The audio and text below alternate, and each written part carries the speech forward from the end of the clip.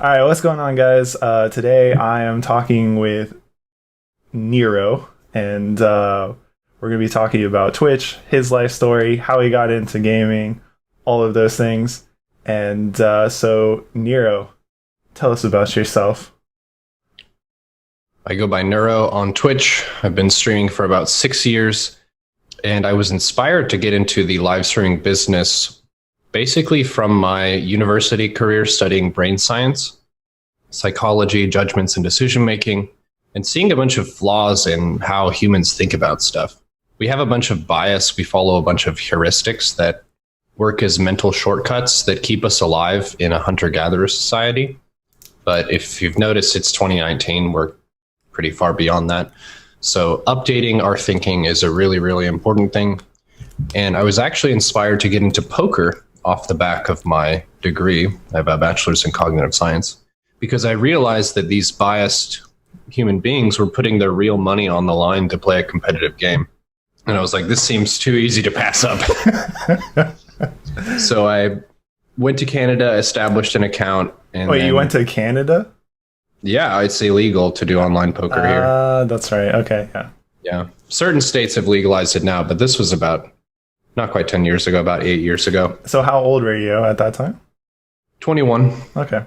That's when I had finished my university. Okay, so you went to Canada and you established this poker thing, and then what happened to you?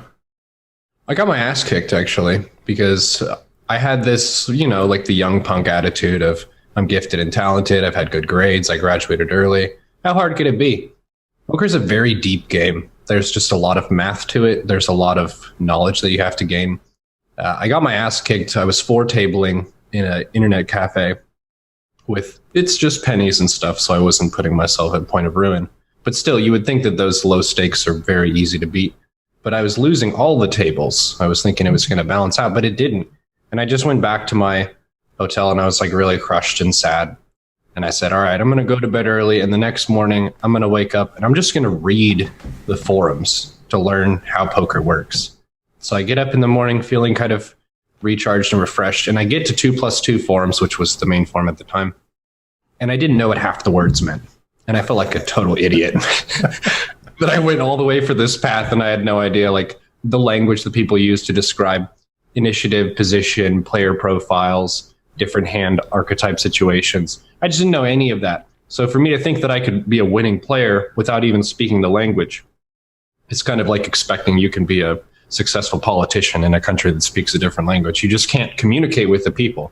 I could not communicate with the game or with the other players.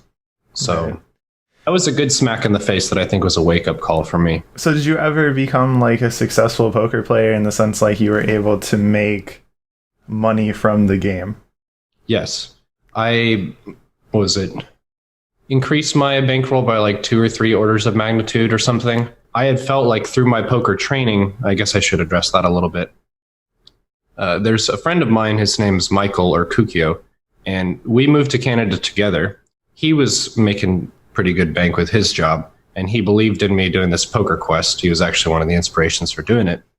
And he said, you just train however you need to train, and it'll be cool. Like, I believe that you can succeed. So I would wake up in the morning, and the first thing I would do is I would just read a poker book for half an hour with a little spiral notebook next to me. And I would take notes of what I thought was important and also mark in the book itself.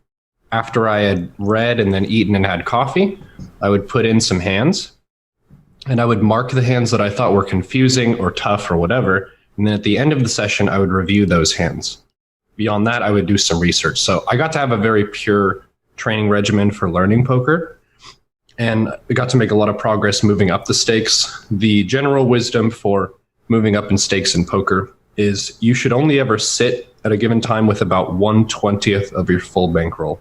You don't want to sit with everything you have because luck is a factor in the short term. So you just want to insulate yourself a little bit from that like immediate bad luck of one session and allow your skill to shine over the long term.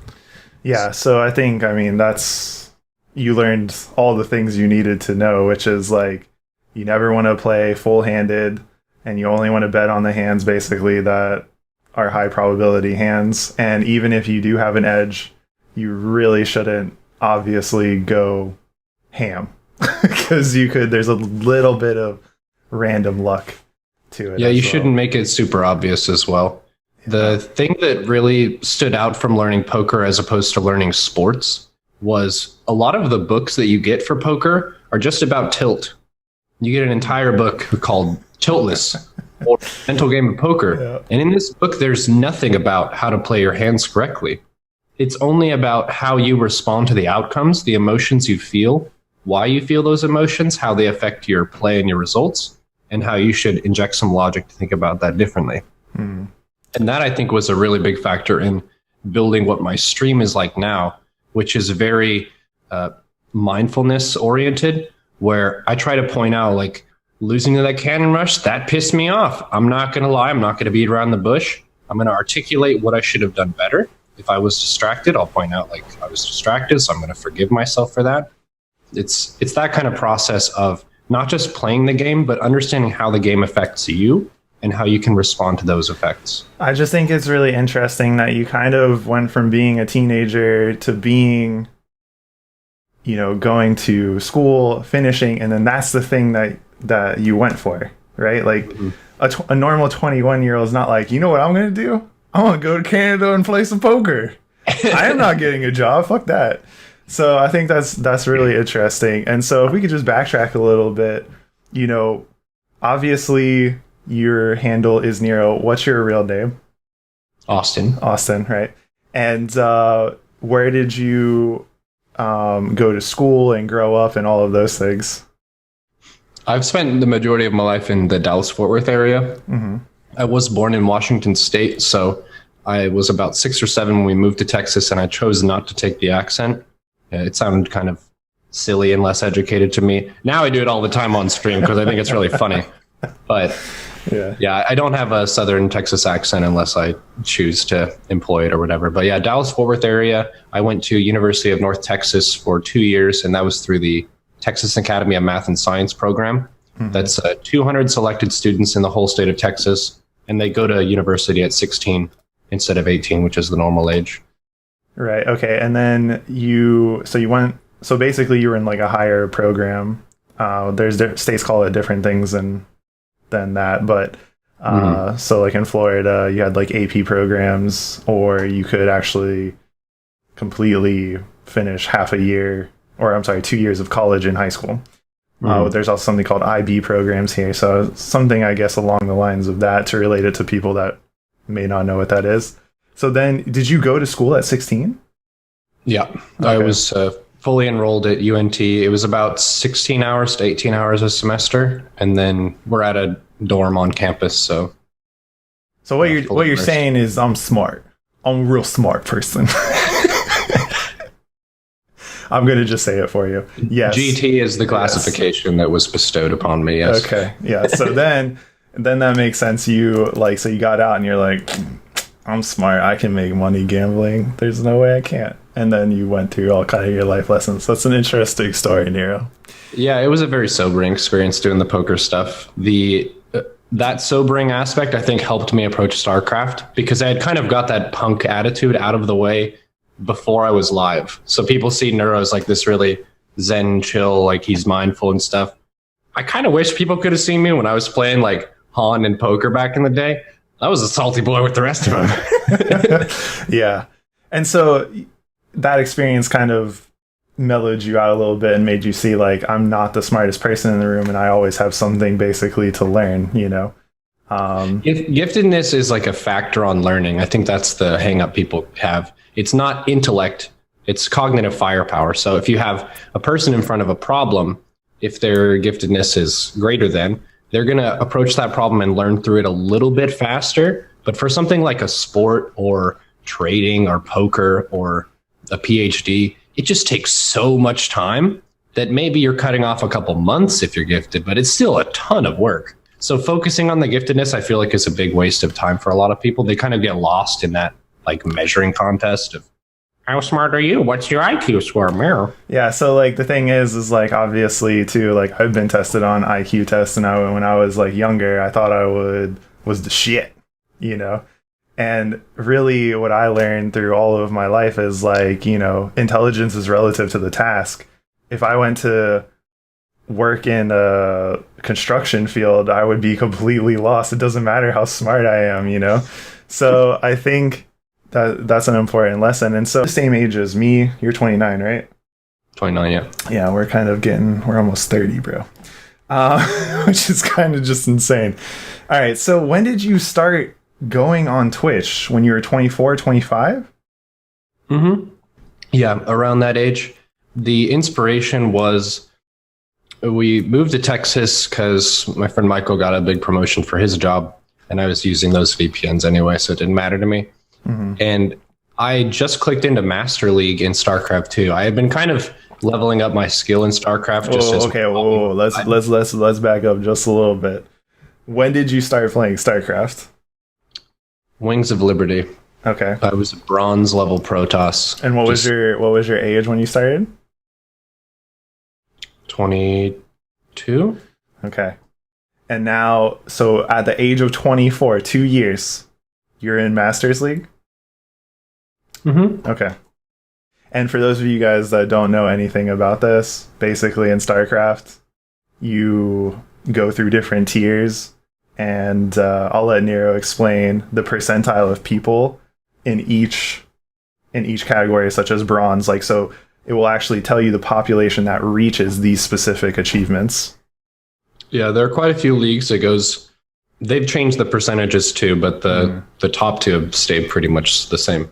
Bronze, silver, gold, platinum, diamond, and then master is usually the top 2 to 7%, and then grandmaster is the top 0.02%, I believe. So it's just about 200 people. Right, and that's based on that server, and you know there's easily over 100,000 people. So if you are a master's level, you know, StarCraft player, you're up there. You're not just absolute trash at this game, okay? And most people, it takes them, I would say, 3 to 4 years to actually be a competent Masters player in a certain race, which there are 3 races: Terran, Zerg, Protoss, and Neuro generally plays Zerg. Okay, so you're a Masters player, you're 24. All right, you've been playing the game for literally 2 years. That's great. And then how did you... So then you go on Twitch and you start as a Masters player on Twitch, basically?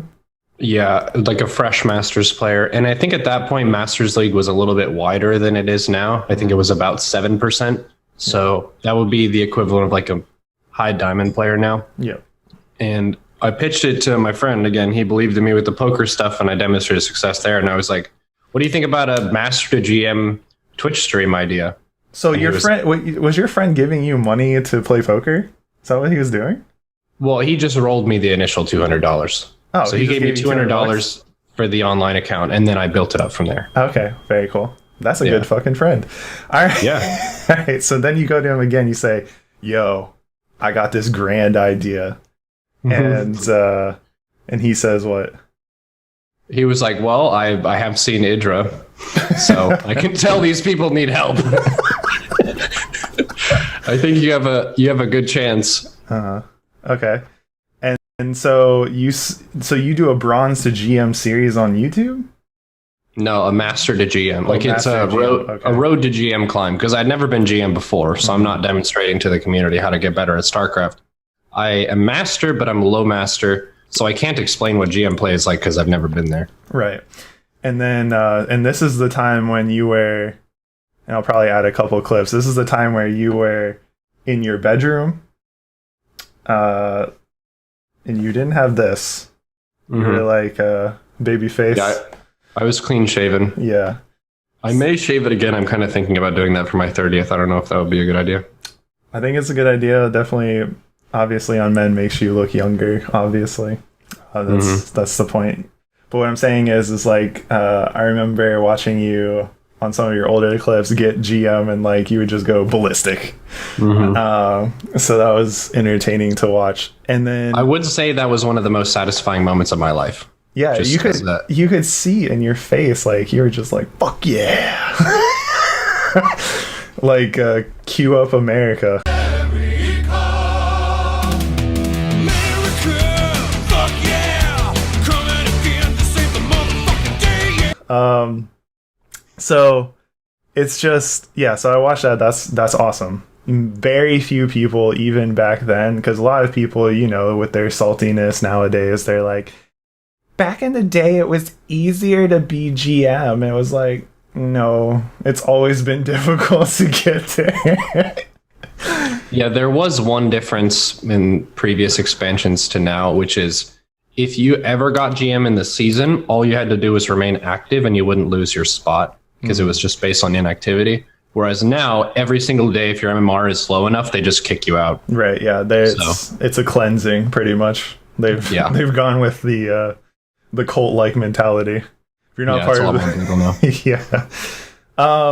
Yeah, so that's awesome. And so you go to your friend, you say, I want to be on Twitch. And you guys have to remember, Twitch literally, I think, just started becoming a thing back then.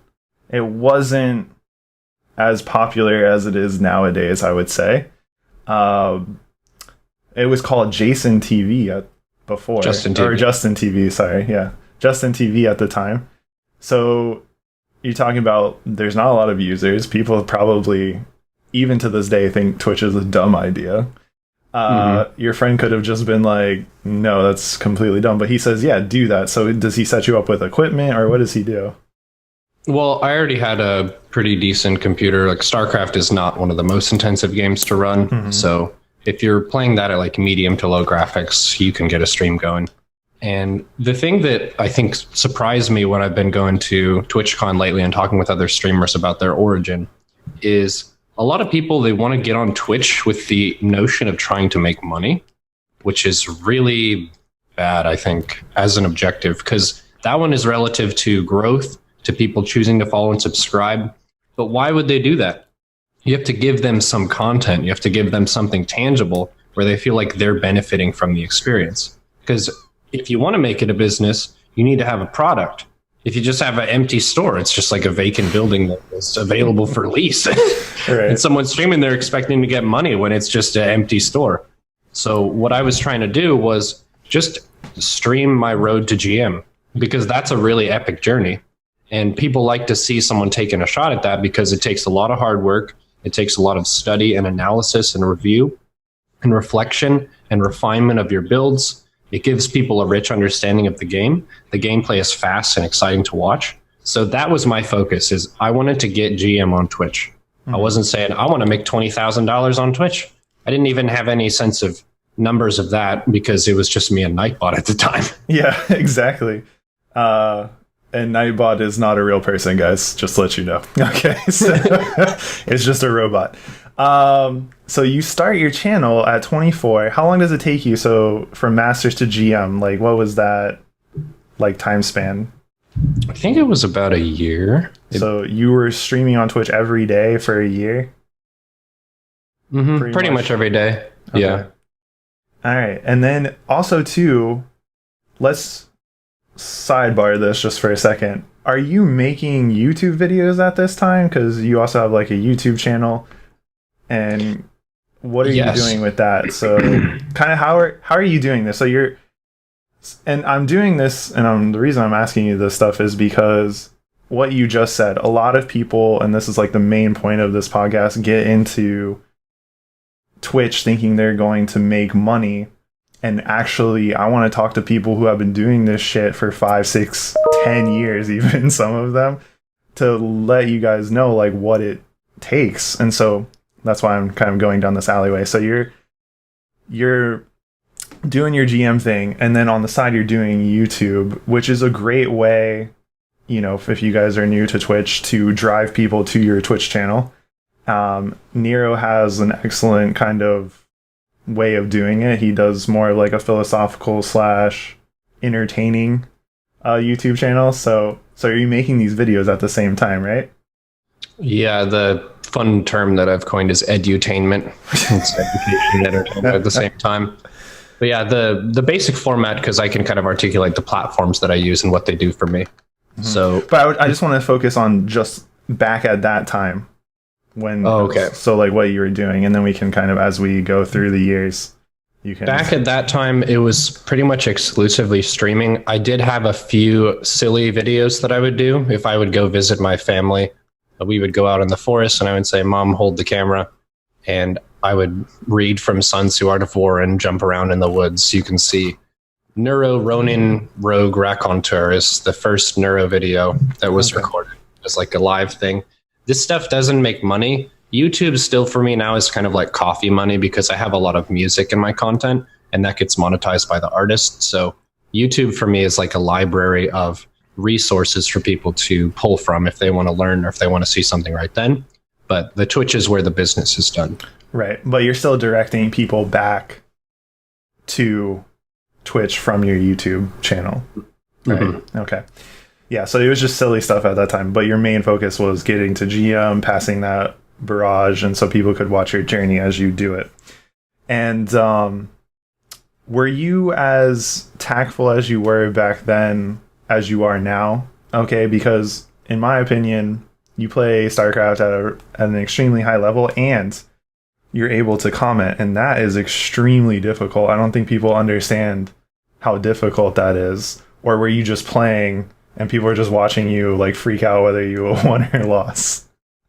Well, for my GM push itself, I had my mic muted for a lot of it because if you want to actively move up an MMR, you should be putting 100% of your gameplay on the line, not trying to be funny at the same time. Because if you think about your brain like a pie chart, if you're going to devote a piece of the pie to commentary, that costs your brain resource to move your mouth and your face and think of the words that you want to use, right, which you could direct that into thinking about your next move in StarCraft. So if you're really trying to move up, you should. And then the reminder to people who watch StarCraft streams and someone is giving commentary, please be gracious because it does take a lot of energy to dedicate parts of your brain to talking and engaging with the audience. So you get some snide comments sometimes of, why are you not better, streamer? And you're actively talking to them in the match through this.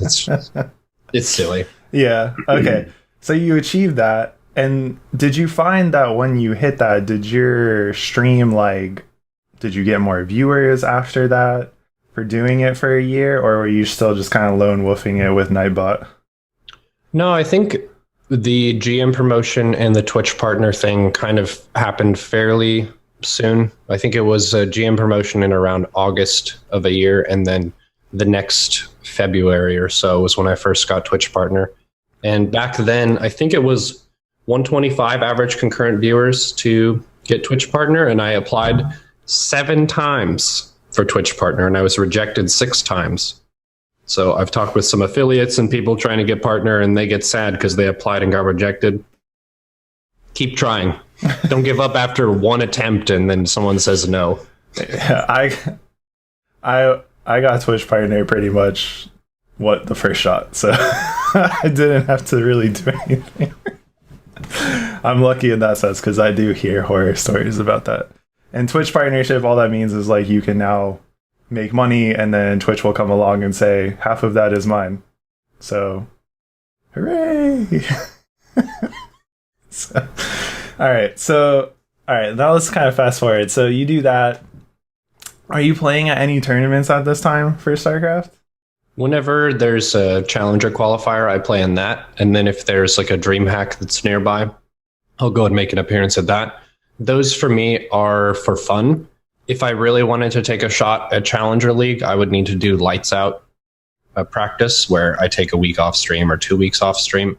If you want to look at a good example of someone who is a content creator who did that, Pig took, I think, 2 months off stream or something, and he just worked really hard on being the best player he could. And then he made an awesome tournament appearance. He went from Challenger League to Premier League and then got really far in that.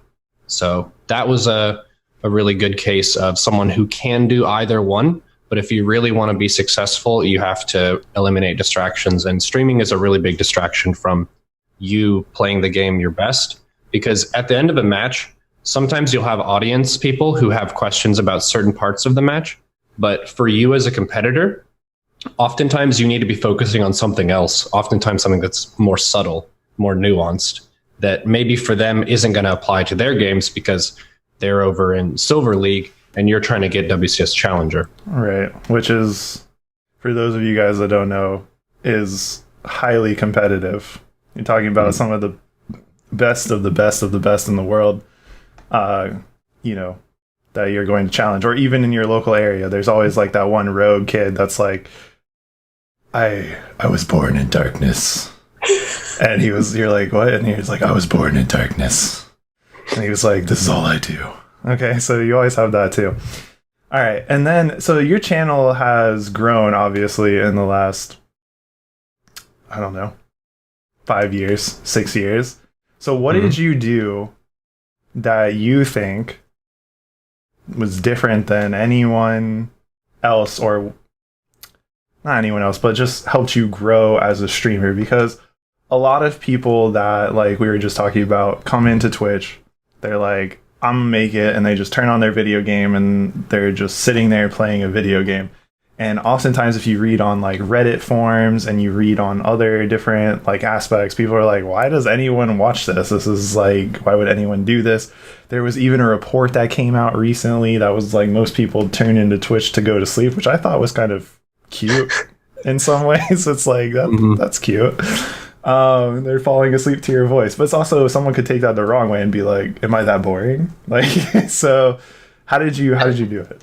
You're asking a very important question, and I think it's a question that every streamer or every prospective hopeful streamer should be able to articulate.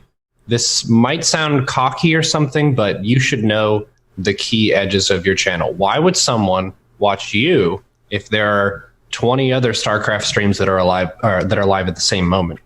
So for me, my first and loudest edge was I tried to stream more than every other Starcraft streamer. I got to do it full time, which I'm very grateful for. And there are monthly posts of who's put in the most hours and who's had the most viewers times hours and the most viewers. And I couldn't have the most viewers, but I could get the most hours. And the only person who beat me in hours was Protect, but you were allowed to sleep on stream back then. So I kind of counted myself as first because I was awake. But I put in more hours than other people. All right, so stop you right there. So it's now illegal to fall asleep on stream, right? It's not illegal, but they can cut your feed. Right, just like showing your feet. Okay, so continue. Yeah. So yeah, I wanted to be live more than other people. I wanted to have a more emotionally steady stream. Everyone has wins and losses, and if you're streaming ranked ladder, it's very stressful because people have a certain expectation for streamers should have this MMR. I've seen them at this MMR. If it goes down 200, I'm alarmed and I need to ask you what's wrong with you in your life right now, which the streamer is already really stressed that they fell 200 MMR. And I think that might be the most difficult aspect of live streaming, especially for a competitive game, is there's no point where the boss is away doing something else and maybe you can slack off a little bit. You've got people with their eyes on your every mistake, every little misstep, every time you accidentally blow up your banelings or misclick something or throw a big fight. They see that live, and there's nothing you can do to get around that. So being able to absorb that in a graceful way where you still have some level of serenity, even if inside you're screaming, which sometimes does happen. That was an edge that I tried to have, was being really measured and poised even through the swings. It's kind of like the rolling waves of the sea where everyone has their ups and downs. So you shouldn't be super surprised by a little downswing. That's going to happen. If you're on an upswing, you know that there's a downswing that's coming ahead. So enjoy it. But you also shouldn't get the delusion that this is me forever now, just because you had one uptick in either viewers or MMR. Right. Yeah, and so this is the thing for those of you guys that don't know who are watching this. You're like, what is MMR? Basically, when you win a game in StarCraft 1v1, you get points. When you lose, they take away points. And there's some kind of crazy calculation that they do. And if you want to learn more about that, just go to Google. And then this is the other thing, too. You know, a lot of people... I don't see a lot of people ever hate on StarCraft, but when you're streaming StarCraft like Neuro does, or all these other streamers and they're masters level or above, it is extremely stressful for them because they want to, like you said, do a good job. And, you know, when they lose, people are like, be better. It's like, if you're so good, then you do it, you know? Like, it really is. It's kind of annoying when they do stuff like that. And also, I think for me, you know, watching people play StarCraft, you get a really, really good sense of how good is this person at multitasking, the emotional checkup, because when you're in a high stress game, and I don't know about you, Neuro, I mean, I don't play at the same level as you, but if I verse you, for example, my adrenaline is pumping like crazy. I mean, one time I was playing Livy B. I almost beat her, but I almost had a heart attack because I don't ever get pushed that hard. And my heart was like, "Bah, bah, bah, bah, bah, bah, bah, bah." And like, I don't know how people, so you get, when you're playing a real-time strategy game like that, you also learn, I think, a lot about yourself and keeping yourself under control. I mean, if I was on stream and people were watching me on stream as I was playing at this high level, like I couldn't even talk really because I'm not used to that kind of stress when it comes down to that. So it's a really good, I think, game if you're trying to master your emotions, if you will, because you're really getting pressed all the time. Kind of like in poker, you're going to get pressed. What are you going to do? And I think that's a great crossover for you, at least, of having poker into that Starcraft stream. And so talk about some of the things that you did to proliferate your edge on Twitch. And this is going to include, making your stream interesting. So what did you do to kind of give yourself that? So the analytical edge was one that I fought for quite a bit. A aspect that a lot of people, especially competitive gamers, don't think about for Twitch streaming is showmanship and speechcraft. Your ability to speak eloquently and clearly in a way that people understand and like to listen to is not gamer skill, that's language skill. So you have to be able to understand the game, have a level of mastery, but then also be able to explain that in a way that other people can comprehend and keep up with. So one of the videos that was kind of a spike of popularity for me was a barcode player accused me of map hacking when we were playing against each other. And that kind of hurts when someone's accusing you of foul play and cheating. I've never cheated in StarCraft 2, so I was kind of defensive and upset, and I just angrily went into the replay and I pointed out every single edge that I acquired over the course of the match, and I was very kind of hyped up and amped from that accusation, and it got like the top of the StarCraft subreddit. A bunch of other people tweeted it, and that really got a lot of traction for me because they liked seeing that response to someone accusing me, and instead of me like just insulting them or firing back, it was me just very angrily going over every detail of the match. Right, yeah. They lost. So you use Reddit as well to do, most of your social media gathering? Have you seen the movie Gladiator? Yes. Do you know when he's talking with that former gladiator or whatever, and he's talking about he wasn't the best because he killed quickly. He was the best because he won the crowd, so you should win the crowd. Mm-hmm. That's how I think of the StarCraft subreddit. It is the crowd. It's a big part of the community. And I wanted to try to understand who these people are and what they want, what they like to see, and what's fun for them. Because we're all kind of in this together. So if you can think about the long term of how can I, as a content creator, understand the audience that's in front of me and really try to win them over. That was my goal for that. So I've tried to have a really good reputation in the scene. I know there are lots of times when people make mistakes or they do certain stuff that rubs people the wrong way. So in terms of accountability and integrity, that's a really big point where it's not money to have a good reputation. It's not directly money in your account or to be principled or to be consistent in your behavior. But people respect that, I think, and fighting for that positive community reputation, even if it's not the fastest way to get rich or whatever, is long-term a really good thing. You do something interesting in your stream, which I don't see a lot of actual people ever do, which is the green screen stuff that you do, which is not to say a lot of people have green screens, but what Neuro will do is if there's like a debate inside of his chat room, he will actually post himself as like a judge, like in a courtroom. Or yesterday we were just standing on a mountain and he was on a horse. So where did this kind of all this stuff come from? Just to Well, the Twitch scene is very competitive now, and there are a lot of these kind of tricks. I actually learned this trick from a broadcaster named Sheezel, and he's a master's level Protoss cannon rusher. So he's not like trying to be the best in the world. He just goes really hard in the memes.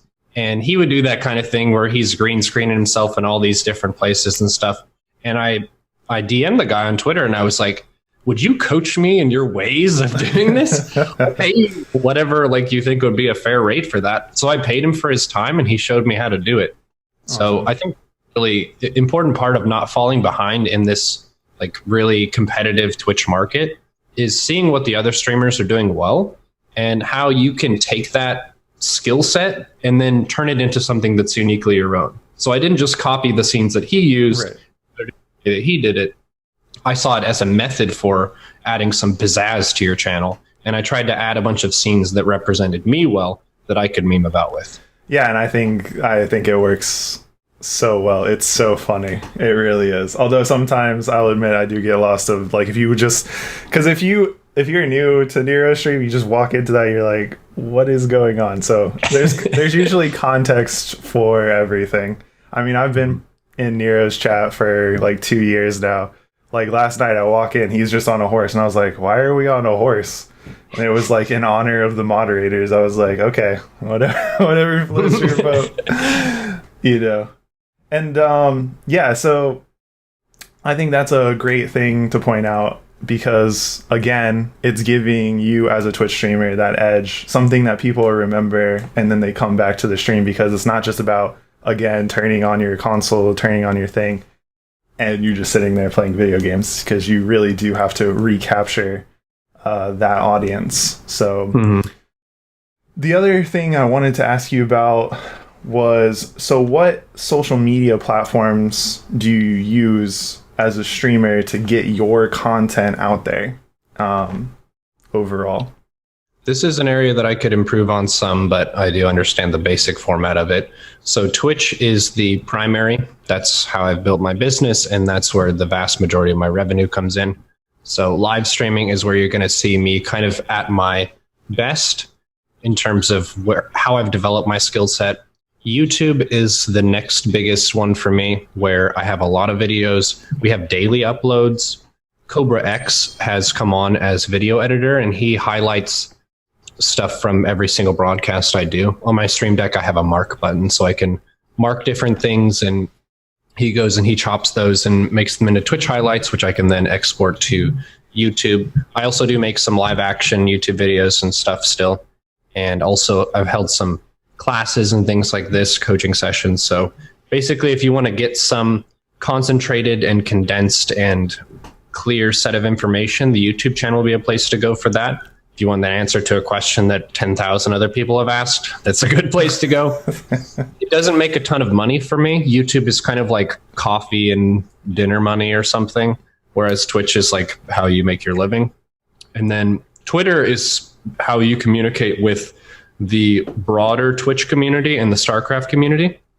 So if there's something people are buzzing about, you can share your opinions. You can be part of that conversation. That's kind of like your town hall. And then Reddit, the Starcraft subreddit, is a really big place for me, as we mentioned before. That's kind of like your little enclave, your team meeting of those are all the diehard, tryhard Starcraft people. There are a lot of Starcraft memes. Your success in the Starcraft subreddit can mean a lot more traction on your channel. So I really like the Starcraft subreddit. I know some people have been rubbed the wrong way by it, but I think they're mostly good people. I really like that scene. And then Instagram is one that I think I could learn some from you on. You're really good at using your Instagram for regular posts that are interesting and dynamic and stuff like this.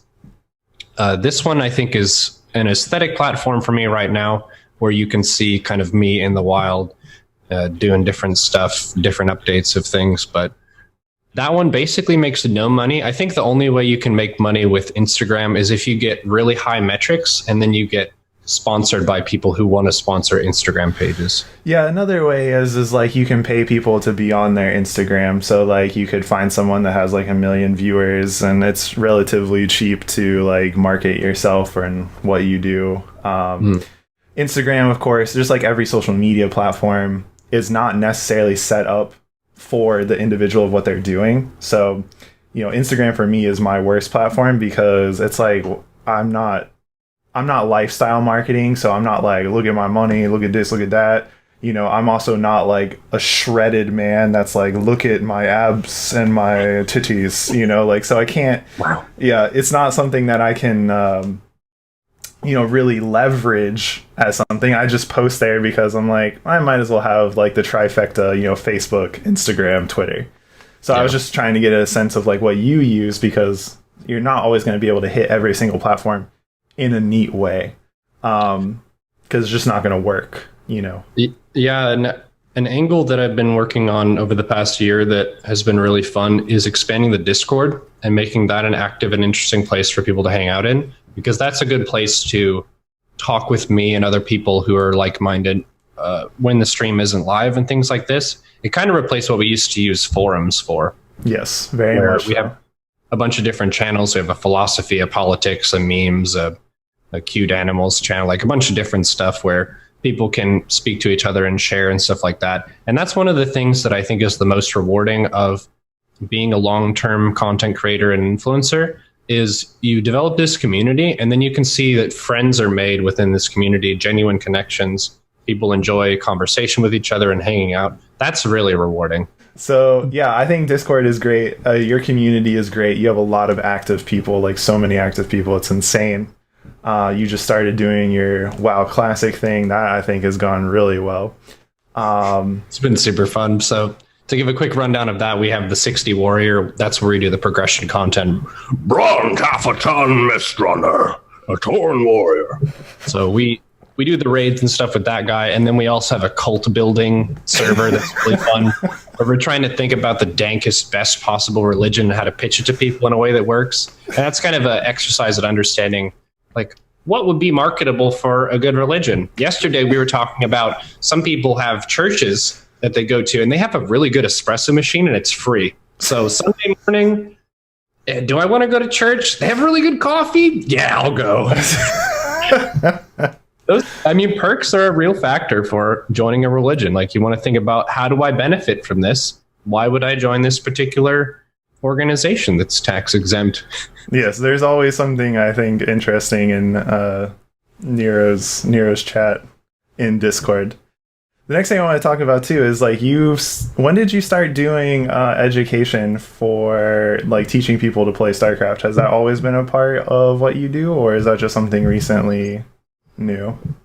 It is a little bit newer. I've been doing analysis for a lot of my streaming career. I think it's gotten more clear and concise in the way that I portray stuff. I do have a book that I wrote that's been edited quite a bit.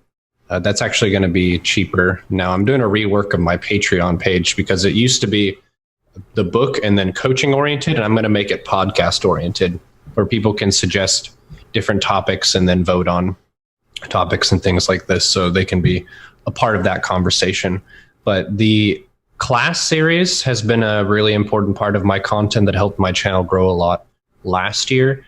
So there was a Blizzard community member who coordinated with me getting me on the Blizzard launcher for some classes. So like Saturday, 2 p.m., I would do a class on scouting. And it's kind of a lecture format where I have a series of notes that everyone gets to read along with. And then we have examples in replays that we're covering, different ways that it applies to all three races. And we try to really go hard in understanding a basic fundamental principle of how StarCraft works. We did a production class, we did a unit management class, that kind of thing.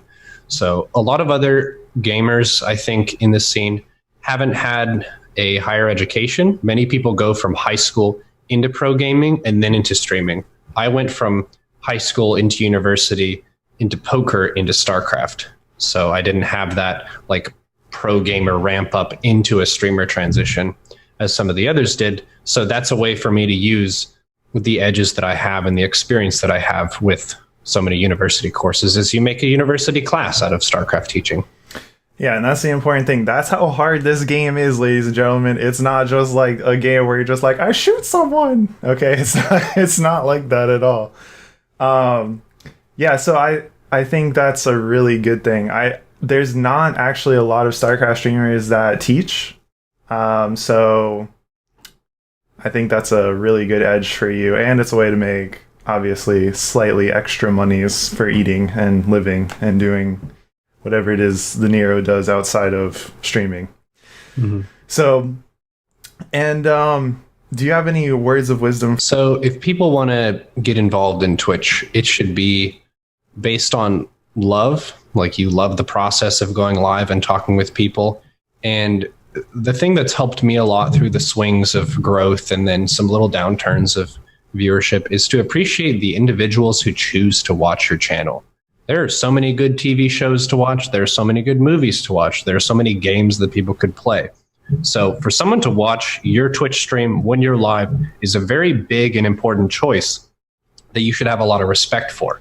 So you should value the viewer's time immensely and think about how can I make this expenditure of their time rewarding and fruitful as a human person who's watching you. They're not just a metric. They're not just, oh, I have 15 viewers, but I would like 25 viewers. That's 15 fucking people who are watching you. That's amazing if you think about it. Like if you're just on the street, like doing something and then a circle of 15 people is forming, like wanting to see what you're doing, that's pretty badass. So appreciate that process as you're going along and don't forget the human element of it. You can't see your viewers. The camera is only on you. It's not on them. That may be for the better sometimes, but but yeah, the human aspect of Twitch streaming, I think, is one of the most rewarding and fruitful. The interaction of how the chat is a part of the show with the questions they can ask that end up being really funny. They can make jokes and they're really a part of that experience, which is one of my favorite things about live streaming on Twitch.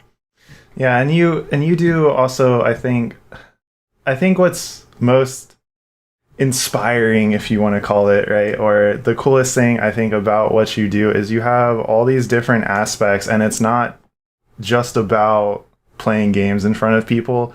Like, so we've talked about a lot about what you do, like education, from your comedy routines that you do sometimes to, keeping it real in terms of like philosophy.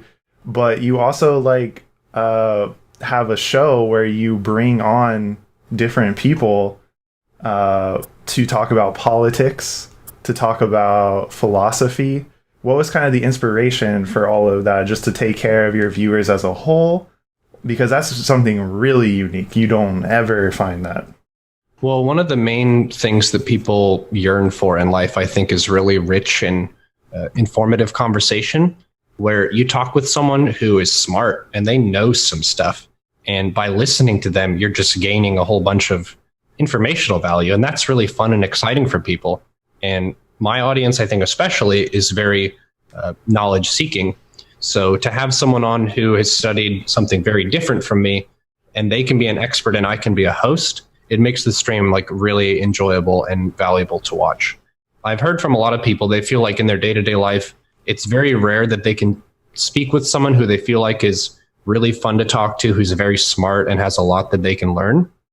So this is a way that, well, I've got someone who knows a whole bunch of stuff and we can just learn together. You've been on as well. We could organize some more talks with you in the chat, but having someone with expert knowledge in a given domain means that you've got just a ton of resource available for all of them. So I have Agent Smith. He's on Sundays. We do politics, we do current events, world news, and also world history.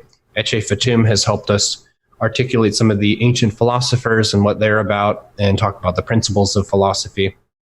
And then we had you on to talk about trading. I think there would be a really fun episode to kind of articulate what it is, how to get started, and like what the awesome aspects of trading are, because I think it's something that I don't understand very well. I've seen some of your stuff, so I have a little bit of a grasp of it, but it's pretty similar to poker in a lot of ways and actually fairly similar to Starcraft strategy wise.